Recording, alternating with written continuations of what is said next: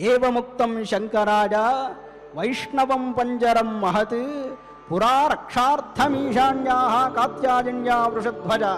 నాయనా, నీకు చెబుతున్నటువంటి ఈ మంత్రం ఉన్నదే, ఇది సామాన్యమైనది కాదయ్యా.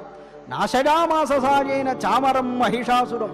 పూర్వం చండికా పరమేశ్వరి రక్తబీజుడనేటువంటి రాక్షసుని చంపడం కోసం శ్రీమన్నారాయణుణ్ణి ఈ విష్ణుపంజర స్థుతితోనే స్మరించినది. దానవం రక్తబీజంచ అన్యాంశ్చ సురకంటకాన్ ఏతజ్జపన్నరో భక్త్యా శత్రూన్ విజడితే సదా. పూర్వం చండికా పరమేశ్వరి సైతం ఈ విష్ణుపంజరాన్ని స్మరించి దానవుల్ని వధించింది. ఎవరెవరిని అంటే రక్తబీజుడు, మహిషాసురుడు అనే రాక్షసుల్ని వధించింది నాయన.